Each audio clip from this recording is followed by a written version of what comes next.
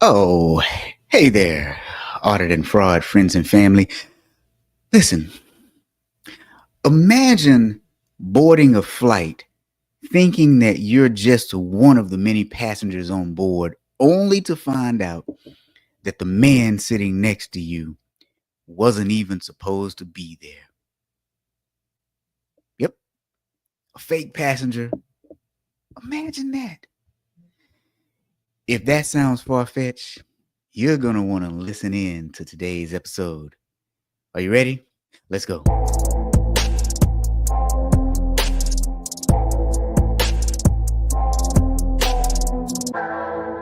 Welcome to the Friday Fraudster podcast. Join them as they discuss sad, funny, and sometimes disturbing fraud stories. Be sure to catch past episodes on your favorite podcasting platform or go to www.fridayfraudster.com.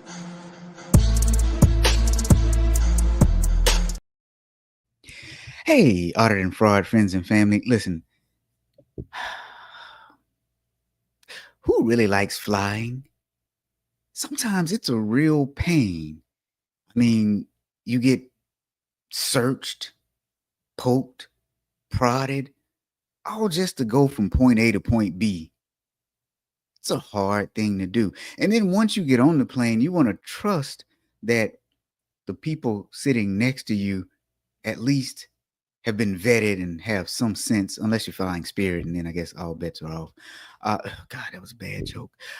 But seriously, you're going to want to listen in to today's episode because it is going to intrigue you and scare you at the same time. And I do mean it really is going to scare you.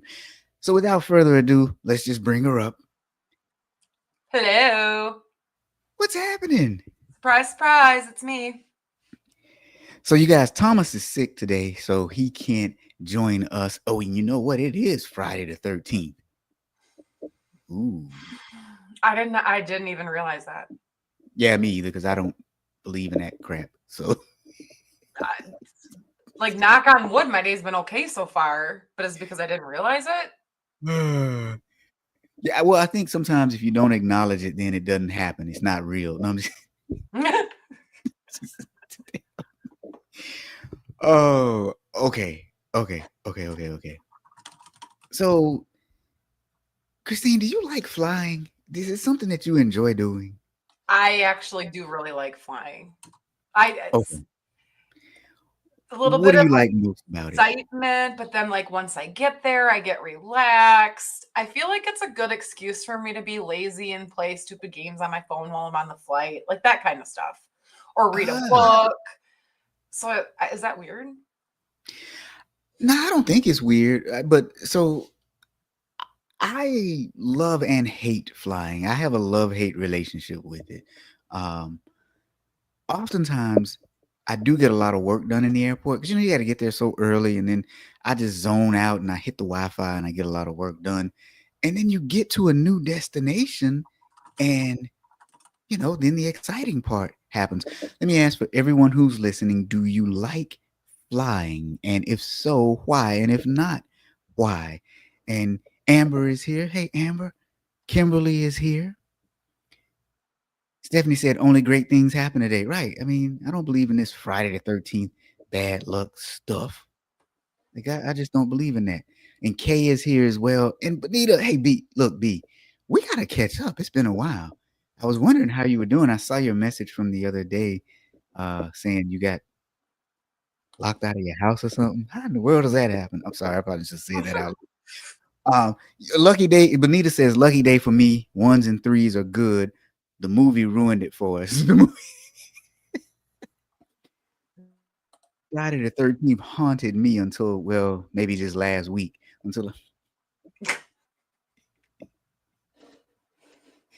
Okay, you know what? This makes sense. Bonita says she likes flying, but she hates airports. You know what? So what do you think about that, Christine? Depends on where I'm flying to. And I say that because, like, there are some places where, well, when you travel for like conferences and stuff, there's usually you can't explore the city and stuff like that to drive and stuff, but there's places like that you can't get access to for food for here where I live. So sometimes I can treat myself. Example, we used to not have Chick-fil-A, so I'd get a lemonade from Chick-fil-A when I was in the airport, when I was like down in Atlanta.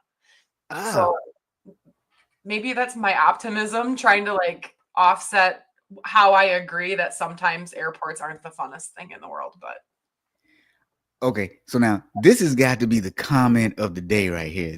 I was giggling not at you, but at this comment as I was reading it. Rebecca said, "Flying is like driving down a gravel road, a bit bumpy but manageable." Yeah, it is. And then Stephanie said, "I'm not a flan. I'm not a fan of flying, but love getting to the destination." Yeah, I'm actually okay with airports. you are okay with airports?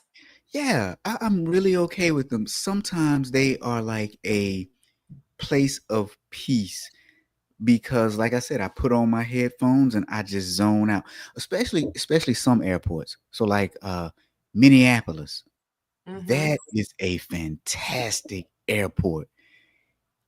The layout, the food, there's like a plug everywhere, so you can charge up almost anywhere you are. I don't mind being stuck in that airport. No, I don't either. Yeah, yeah. Now, I'm spoiled because I have two smaller regional, international, whatever they want to call it, airports by us that I tend to travel out of. I start not liking it if I have to drive down to Chicago. Oh yeah, yeah. Because number I one, can the see that. parking is ridiculous. Yeah, I can definitely see that. Now, Stephanie says, seems like courtesy, common sense, and hygiene go out of the window when traveling.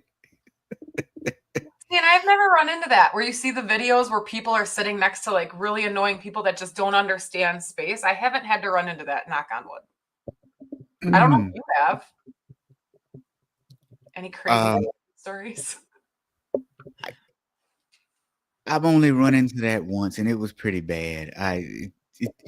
So I flew over to Singapore one time. Ooh.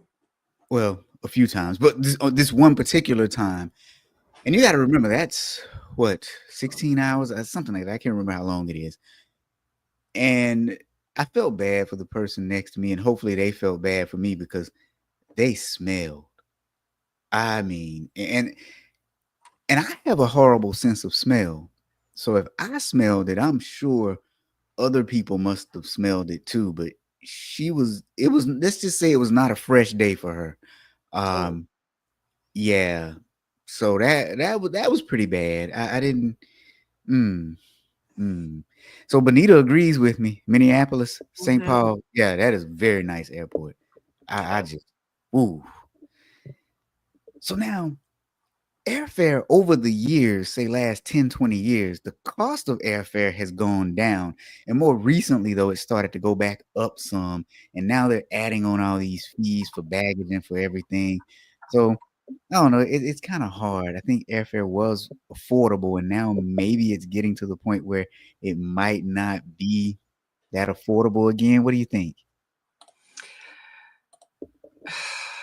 I don't fly for fun. Well, I guess fun. I've only fly for my stuff for work. Um, but my kids, because we have kids that are in sports, like we got sports all summer. Like we really don't have that. And when we do go to Florida, we drive because it's expensive to. You are right. It's expensive to fly a family of 5 somewhere. Um, so I mean, I still, so like I have some perks with my credit card, so I try to save where I work money. So like I get my first bag checked for free, stuff like that. But it gets expensive. I could see that. Yeah, it does. You know what you have to do though? Okay, so here's a tip for everyone. Here's a tip. You have got to find a friend that works for an airline because they can get you on a buddy pass. Well, maybe a family member. It could be a distant relative too. You like how I did that, don't you, Christine? You like how I you I know what? did. But Mm. that's because that's what happens at our local airport. That's why people go work there so they can get free flights. Right.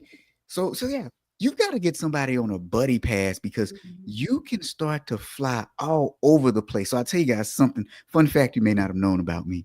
So, well, maybe not about me, but about my mom. Anyway, a long time ago, my mom worked for Delta Airlines. Oh, And so I got to fly places for free. This was a long time ago. I happened to be working for Deloitte at the time. And so I was flying around with Deloitte anyway. But I had the opportunity to just fly to just random places. And so I'm from Alabama. And, we don't get out much there, although I left in 97. So anyway, so I found myself with a little bit of money because I had a job. I had just graduated college and I had a good job and free airfare. So I was traveling all over the place. I was going places like I was going to Colorado. I was going to California. I mean, everywhere on the buddy pass. And it was all legitimate. You just had to, give your information to them and they would put you in the system and you would fly standby. So I would get to the airports early in the morning to catch early morning flights, I mean like 5, 6 o'clock in the morning so that I could get on standby and get to places. A few times I got bumped up to first class. Oh boy, that was an experience. how did you work that out? I just asked. I mean, who could say no to this face? Apparently not that person.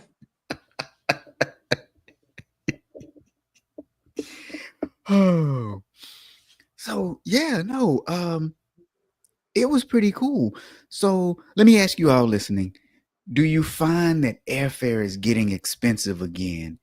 And what would you do to get free airfare? Do you find that it's getting expensive again? And what would you do to get free airfare? Like Christine, would you make a friend with somebody who worked at an airline? Get a buddy pass? I guess they'd have to be a good friend though. I life's really short and busy. And that sounds like if I want to get free airfare because of how expensive it is, like I'm gonna have to put them up on the front of my list for making sure we like hang out and stuff. I don't know. Would you? Well, I'm laughing because I'm kind of like you. I don't think I could because what if they were annoying and you'd have to put up with them, you know? Yeah. Yeah. I actually have a friend who works part-time at the airport and she gets paid obviously, but there's Mhm. also the benefit of flying places for free. Even though she's part time, that's pretty sweet.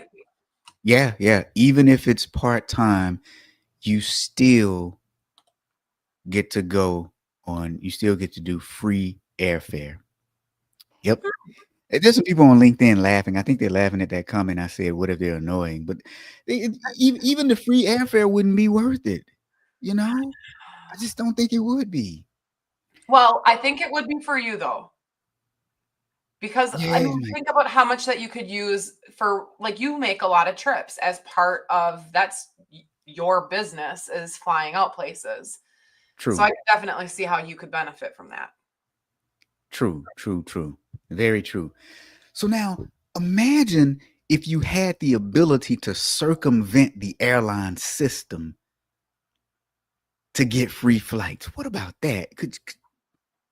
Mm, I like bracelets, but handcuffs are not my style. Sorry. I like jewelry, but not that kind. Look, Stephanie says maybe she needs a part-time job, right? So look, I'm just gonna cut to the chase and just tell you what happened. You know how normally we walk into it real slow. I'm just gonna tell the people what happened, and then we're gonna walk into how in the world could this have happened? Because, and I'm serious about this. I know that I say this every week, but you guys want to really hear this one, and you should be concerned about this one because I'm I'm a little vexed by it and just really scared. So in today's story, a 35-year-old gentleman from Florida who is not a pilot and not an active flight attendant, but since 2018, he's managed to fly for free. Well, he managed to book over 120 flights, but he actually flew 34 flights without ever paying a dime. Without ever paying a dime. Now, it's not just how he did it. It's not just what he did, it's how he did it. You know, when you go to the airport, you'll oftentimes see pilots and flight attendants. They will cut in line in front of us, go through security, and then they'll get special treatment once they get to the gate because there's special seats that they have to sit in. Sometimes the flight attendants will be able to sit in jump seats, is what they call them, when it's a non-working flight attendant. Maybe she'll be able to sit here. She will be able to sit in a jump seat. So this dude was able to get into the system that airline employees use to book flights. Not only was he able to get into the system, he booked flights. Not only was he able to book the flights, he was able to get through security. Not only was he able to get through security, he was able to get on flights 34 times and travel from point A to point B. And he was not an airline employee. He was not a flight attendant. He was not a mechanic. He was not a baggage handler. He was not a pilot. But he was able to access the system that they use in order to book flights. Now, here's the deal. No, I'm sorry. I'm going to stop right there. Christine, your thoughts? I want to know what he did there. I don't know. It's just shocking because there's just so much into that. And you would think there would have to be some type of a dual control check somewhere that would just prevent it. There should be a preventative control around this. Unless he had help. There should be. So let's dig a little deeper so that everybody has the same context that you and I have. Okay, so airlines will allow people to book free airfare on other airlines. So if I work for, and I'm just using this as an example, Delta, I could book free airfare on, say, United, and they have this reciprocal agreement between the various airlines. And so there is one system that they all use and log into to share airfare between the different airlines. Now, what I don't know is if they just do it and don't try to account for it from an accounting standpoint, or if they do some sort of billing from one company to another. I'm assuming that there is some sort of billing from one company to another, but I'm not 100% certain of that. But I do know that airlines allow crew to book flights using special portals. Some of them, like one is called ID90, another one is called My ID Travel. Sometimes they have internal systems. And so they're called non-revenue bookings. They're usually free or at discounted rates, but they're called non-revenue bookings. Okay. No, that would make sense. Like there's only so much, like they're within a monetary threshold to utilize their seats and stuff. Yeah. And Kay, you got it, Kay. Sounds like the character Leonardo DiCaprio played in the movie Catch Me If You Can. His name is Frank Abagnale. That was the dude's name. And then Stephanie says, that's scary. What's to stop a bad guy? Ding, ding. That's where I was going with it. What's to stop a bad guy from doing that? Okay, so let's dig a little further into this.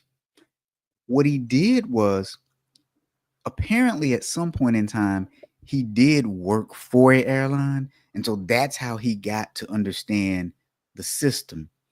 But he ended up faking his data and invented credentials for 7 different airlines. So for 7 different airlines, he had 7 different profiles set up in these systems that they were using to actually book airfare for crew.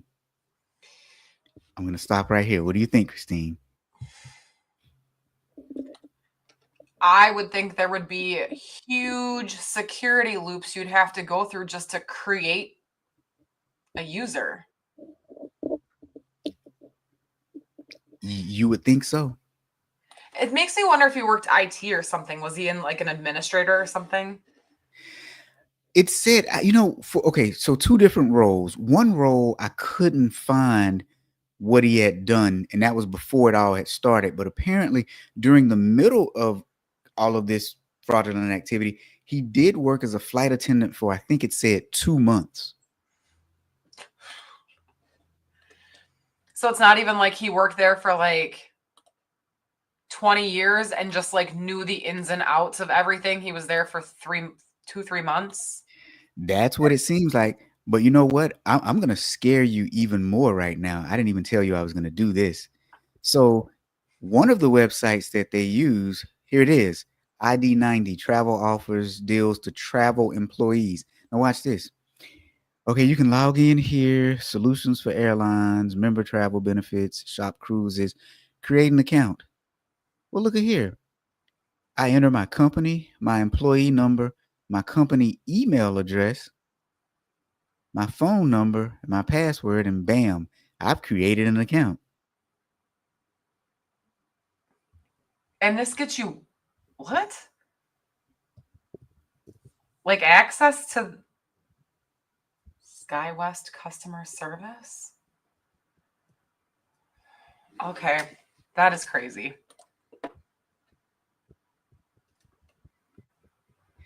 Yeah, isn't it crazy?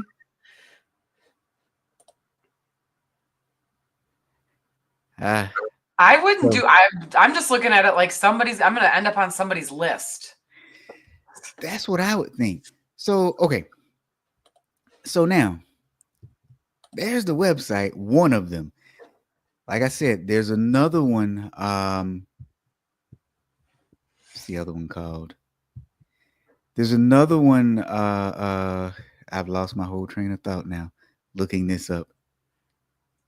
Another site So like that? yeah. Where you book travel for. Okay, so the other one is called My ID Travel. Um, and so let's see.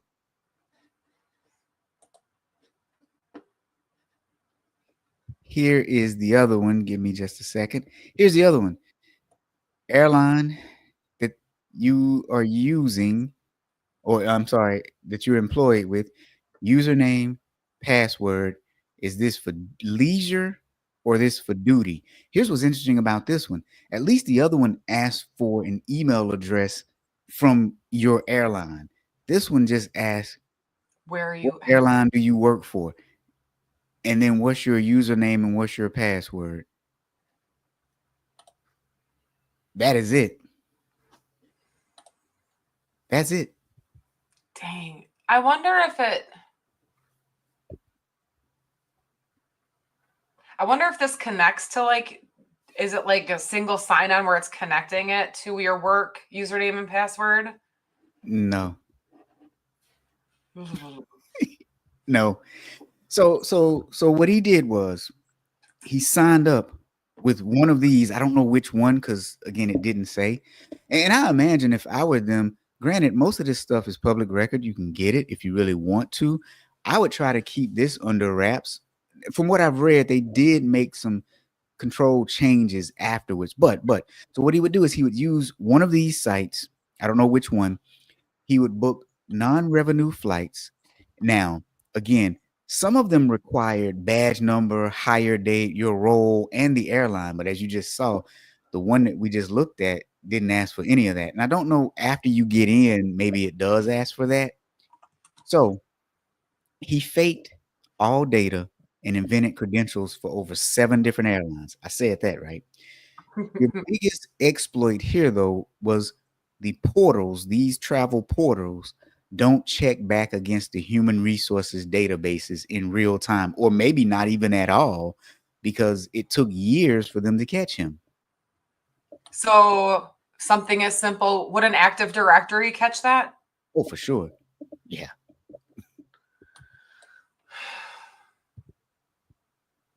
And For these sure. places make, I mean, I know people sit there sometimes and talk about like we've heard of airlines like failing and everything else, but they make money. Like, how could you not have that in there for security? Oh, it gets even better. So he actually booked crew priority seats. And so, okay, that's not a formal designation in public airline booking systems, but what it is a seating benefit or boarding priority granted to airline employees, usually when flying on those non-revenue tickets. So here's the deal with those. It's not reserved for paying passengers unless it's needed. It's assigned only if space is available after revenue passengers and higher priority travelers are boarded. And then it's only granted based on priority rules, such as you got to be a current employee or a retiree. You got to be working crew over off duty crew. So if you're on duty, you get priority over people who are off duty. So the higher your seniority in the airline, the higher your placement on this list is. And then this is who gets those seats. Pilots and flight attendants when traveling for personal reasons or deadheading, right? Going to their I lost my whole train of thought on deadheading, their city of origin. Then other airline staff, such as gate agents and mechanics, can get those seats. And then family members are the third tier, or eligible companions are the third tier. And then each airline has its own priority codes to determine like who boards first among the standby travelers. But it is standby. Okay. Yeah. Now, sometimes he posed as off-duty crew. So that's the other part. He posed as off-duty crew. And when he did that, he was placed ahead of the regular standby passengers on some flights. That's just crazy. So not only was he flying for free, he was essentially kicking people off of flights that were waiting to get somewhere that paid for it. There you go. There you go. Yeah. So he was bumping real standby passengers.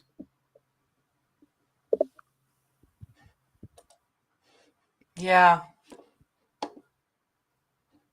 Now, here's the thing. Here's where the auditor hat comes on. So let me just where my auditor hat comes on, and just my concerned citizens hat comes on, right? So if he faked the credentials in these 7 different systems, then that means he must have had some sort of fake identity that he was using. So now, and I already know the answer to this question, so I'm just throwing this out to anybody in the audience, and maybe even you, Christine, but I think I may have told you this before. If he faked the credentials to buy the ticket, how in the world did he get past security? Anybody listening want to try and guess? Kay, Stephanie, Bonita, if you're still listening, Rebecca, Amber. Okay. So we're just talking about him getting through security, correct? Well, through security and on the plane, right? How did he do this whole thing if he had a fake identity that he was using because he set up these fake personas to buy these tickets using the crew pass?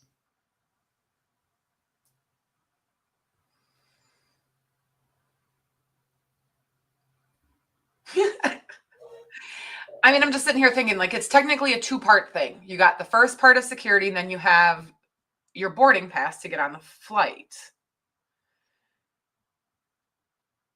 But I don't think they let you through security without knowing you have a flight coming up. Does that make sense? Like they scan your boarding pass and your ID to know that you should be going in. It's not like anybody can just walk through security at an airport, right? I guess. Stephanie, try again. Sometimes Stephanie said uniform. He didn't fly in uniform. Remember, he went as off duty.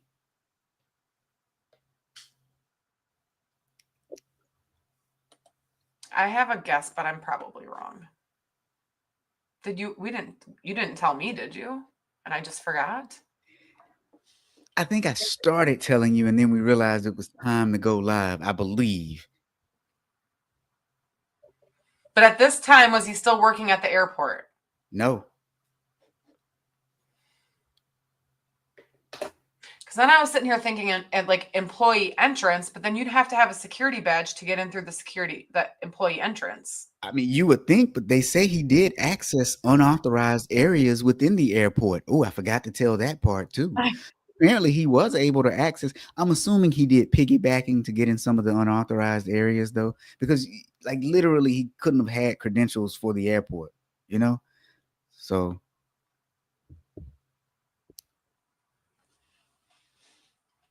crazy stuff, huh? There's just so many failures here. Right, which is why I said we should all be concerned and scared about today's story. Seriously, I'm blown away by this. 100% blown away. Okay. So nobody else wants to guess, but I can look on LinkedIn and I see we still have quite a few people watching. So nobody just wants to guess. So I'll go ahead and start. I'll start. Okay. Now, he logged into these systems, created these fake identities. Some of them may have actually been hit with his real name. He may have just been saying, I'm an employee, right? Some of them may have been with fake names, but these were tied to his boarding pass, right? Okay, so follow me. Okay, now Kay is jumping in. Kay said custodian, fake mechanic. Nope, not even that. Okay, so the ticket may have been tied to one of his quote unquote fake IDs, right? Now, to get through security, you got to have your real ID. A little bit of pun intended because we use the real ID now because of the Patriot Act, right? Or a passport. Now, I don't know how many of you have flown lately, but now they literally just take your state ID and scan it in, right? Then they take your boarding pass and then they scan it too, and it either dings green or it dings red. Yeah. Right? Okay. Yeah, now you don't have to take your boarding pass out anymore.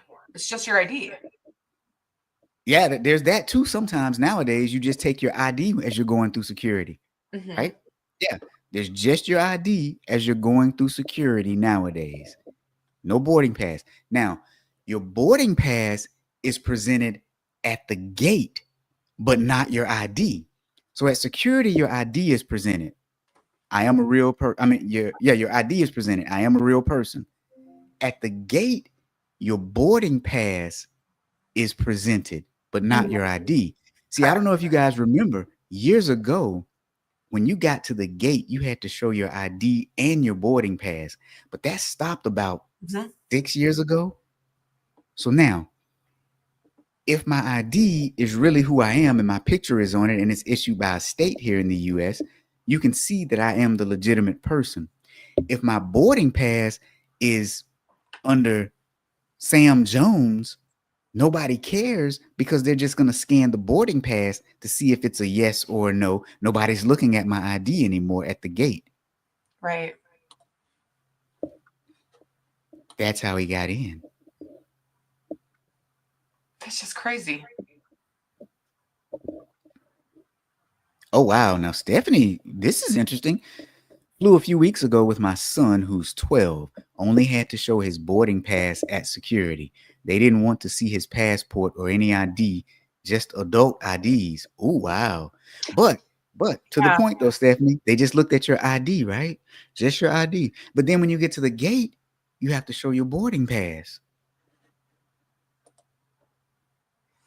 I'm trying to remember because I just flew and there's a couple in front of us that had like 5 kids with them. One must have been a driver because they had an ID. The other 4, they like brought them over to a different counter and the dad had to check them in a certain way there. And then they were able to come through and go through security. But I don't know what they were checking. That they were actually kids and not little people in disguise. No, I'm just kidding. Just kidding. Whew. But yeah. So think about this. That's Think just about this. a lot. Now, they're saying that he had about 30 plus fake identities across the 7 different airlines. And what was it? He utilized, wasn't it like 30 different badge numbers? Yeah, Prosecutor something like said. that. So you mentioned he got on 34 times on the flights, right? Yep. But in here it says that he scammed over 120 free flights. Did he just not take those other ones? That's what I'm thinking, because since you were flying standby, I'm thinking maybe he didn't make Okay. the flights that he booked and then he had to rebook. And so like this is just my speculation. So let's just say you had one destination. You wanted to go from Los Angeles to New York and you booked the flight, and the 6 a.m. flight, you couldn't make it because it was too full. So the 7 a.m. flight, you couldn't make it. The 8 a.m. Does that count for, like 8 flights within one day that you actually booked and then you only made one? That's my speculation as to how that number gets to be so skewed that you booked 120 but only took 34. And here's the thing though. Here's where it gets even scarier. So now, if you're still listening, it gets even scarier because he's from Florida, right? Mm-hmm. But he was caught at San Francisco International Airport February of 2025 while he was attempting to board a flight to Sydney, Australia, using the same fraudulent methods, posing as a flight attendant to book a non-revenue seat. He was arrested then by federal agents at gunpoint. Yeah. By TSA and Spirit Airlines. But No, like, I'm sorry. Oh, I'm sorry. You were joking? That last part was a joke at gunpoint. So what had happened was TSA and Spirit Airlines actually, they had already been investigating suspicious activity, suspicious booking patterns linked to his fake credentials, and that's eventually how he got caught. His arrest came after that pattern was flagged and then confirmed to be a part of a broader scheme. So TSA and Spirit Airlines investigated together and discovered this whole thing. I was just joking about the whole gunpoint, but he was arrested trying to fly to Sydney, Australia. So think about this. This person was actually going to fly overseas with this scheme. Like, how does the system break down that much? Because he was going to go overseas. Like, I'm just sitting here and thinking, you know how it works here, but how is it going to work getting back? Like, you're okay with potentially being stuck in another country? Here's the other thing that I was wondering. Has he flown overseas before using this method? And if so, how did he get back? How did he depart the other country, and how did he make it through U.S. Customs? Because that's a story that needs to be told too. I think this is my speculation. I think this may have been his first trip, international trip, because that one I never would have tried. That just seems too much, too far. I just nah. Yeah, it's just crazy. So what do you think? I kind of want to know where he all went. Me too. Because what is it? He can be charged with up to what, $250,000, maximum of 3 years of. Oh, the maximum sentence for wire fraud is 20 years in prison, 10 years for entering the secure airport area under false pretense. Both charges carry a maximum of 3 years of supervised release and a $250,000 fine. Oh, but you know what? I think you may have jumped the gun there, Christine, because I didn't even tell them that he was convicted of wire fraud. We hadn't even gotten there yet now, have we? We only got 20 minutes left. Okay, Sorry. okay. I'm also wondering, how was that?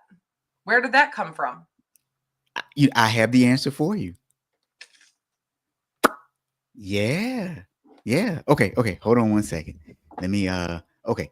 So now he was charged with multiple counts of wire fraud and also what is this other charge? I'm losing my in my notes here. It was something very obscure that I had never heard. Oh, okay, I got it. So he was charged with wire fraud and also charged with unlawful entry into a secure airport area. Um, he is actually going to be sentenced because he was found guilty. He is going to be sentenced in August of this year. So he was arrested February of 2025. He's been convicted and he will be sentenced August 2025.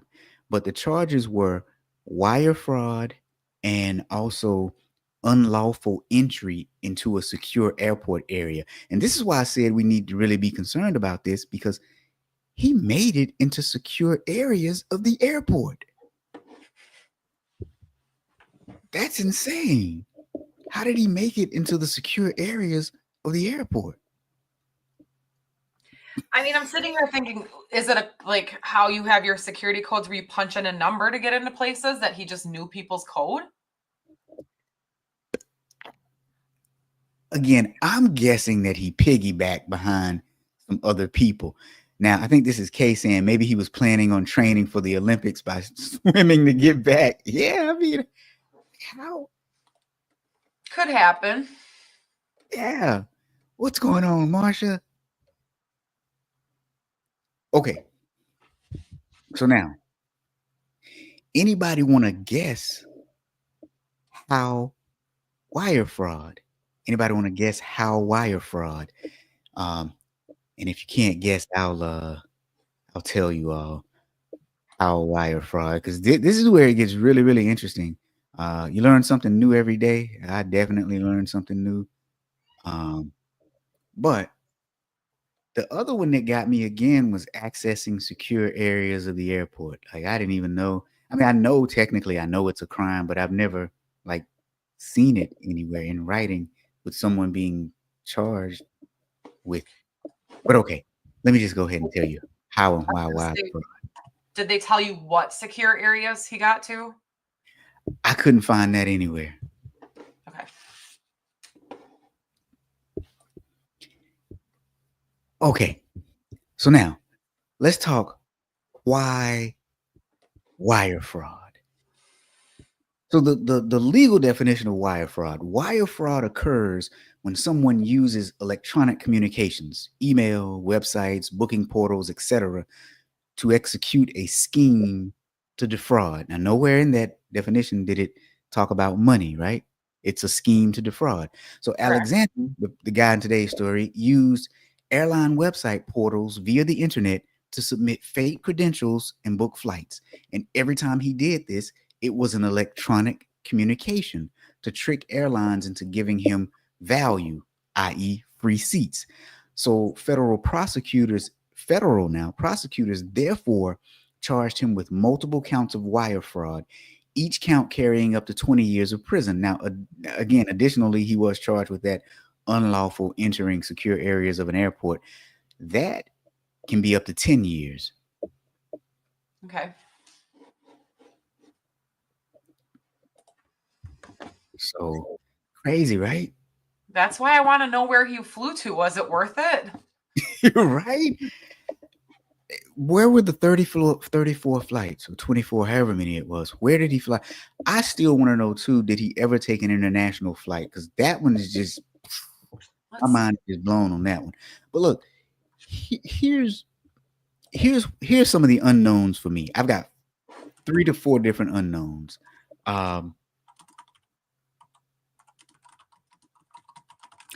How in the world do these crew portals verify credentials? Because it seems like at minimal, the airlines would be some sort of self-reporting to these agencies to say, hey, here is a current list of our employees, or that these portals would check back with the airlines. So it looks like there's no strong cross-checking for HR systems, right? Correct. And that's why his fabrications went on for years. Here's the other thing that's missing for me. Why and how did Spirit Airlines flag him? So in a Washington Post article, they said that Spirit was analyzing its booking logs, and then they saw the same fake credentials that kept appearing, and it looked suspicious enough to trigger escalation. But first of all, if you're flying for free, why are you flying Spirit so much? Because Spirit is doggone near next to free anyway. Like I have not flown Spirit. Is it like the equivalent of Allegiant? Where it's like the cheapest possible ticket, but then everything that you do extra costs you something. It would be the equivalent. And what I was looking for, okay, so when it comes to airlines, they're classified, right? And so like Southwest would be classified as a low-cost carrier. Spirit would be classified as an ultra low-cost carrier, and ULC, whatever that's ULCC. So I was trying to see if Allegiant was ultra low-cost or low-cost. So yeah, but that would be kind of like that ultra low cost carrier. I'm sorry, I'm Googling it right now. You're good. So yeah, Allegiant is an ultra low cost carrier. Yep, a ULCC. So yeah, it would be equivalent to Spirit then. Yep.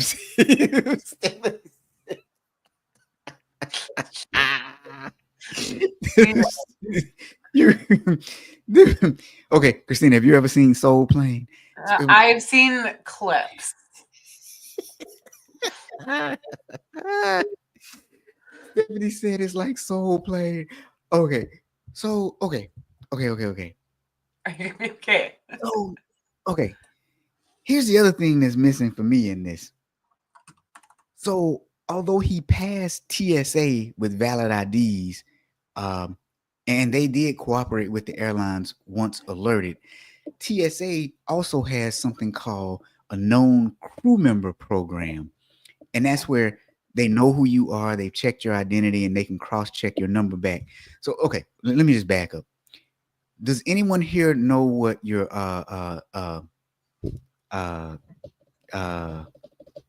KYC, known customer ID, or known traveler ID? Oh.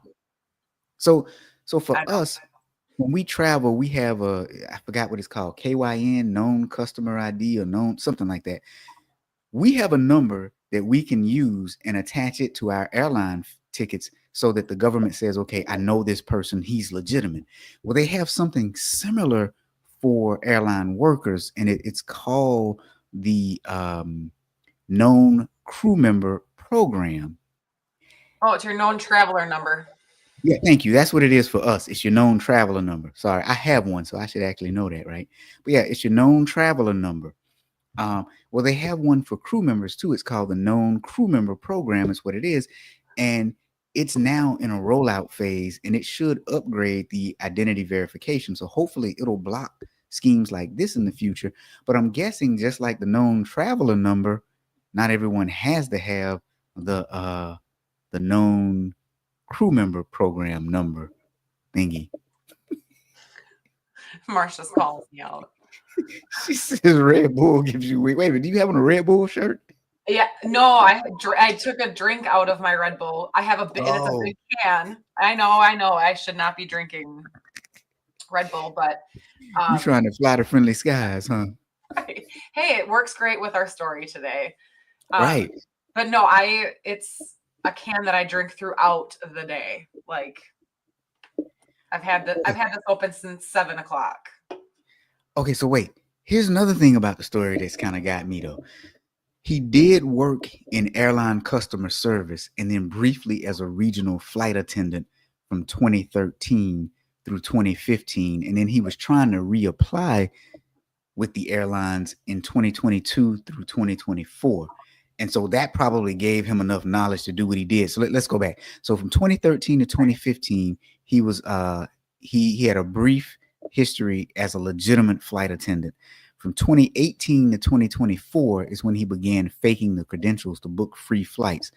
2023 is when TSA began the investigation, and then February 2025 is when he was arrested in San Francisco. June 5th, just what, a couple of weeks ago or a week ago, he was convicted by a federal jury, and then he's scheduled to be sentenced on August 25th. So, we need to start putting reminders on our calendars to look these people up after their sentencing date. I know. Don't you have like an AI tool for that? I'm sure you probably built one. I'm sure I could build one. I probably should do that. And speaking of AI tools, if you are an auditor and you're looking for AI to help enhance your audit processes, you need to check out Audit Leverage. It is the first and best AI tool built by auditors, well, me, for auditors. I just had to put that plug in. It was the perfect opportunity. In my announcer voice. I like it. Now that makes me understand. He worked in different areas. So being an agent, okay, now he knows how to book flights. He knows how to work the computer systems. Yep. Now you're looking at the flight attendant. You said flight attendant, right? Yeah. So now he understands the back office workings of the airport where people go, and so. Wait a minute. Kay says even cargo airlines cost more than Spirit. That's what baffles me. Because here's the thing, too. So if you time it right when you fly standby, you could, in theory, depending on where you're going, get bumped up to first class. Like if you fly a red eye, or if you fly very early in the morning, when hardly anybody's going to be there, which nowadays people are always there, but he could have paid for Spirit. And I'm not being funny. You see a Spirit airline round trip $150 to some places. Yeah, so I tried really digging in using AI. His locations he traveled to were not publicly disclosed or available in legal filings. Yep. He was based in Florida, with many of the fraudulent activities occurring Miami-Dade and Broward counties. Yep. So you're flying out of Miami. And why would you want to fly out of Miami? No, I'm just kidding. But no, there's people that normally fly to Miami. So I agree with you. Yeah. But for everybody listening, aren't you concerned that this happened to the extent that it, like, aren't you really concerned? So,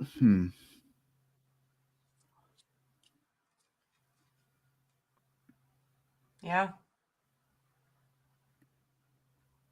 When I first saw the story, it intrigued me, but also scared me at the same time.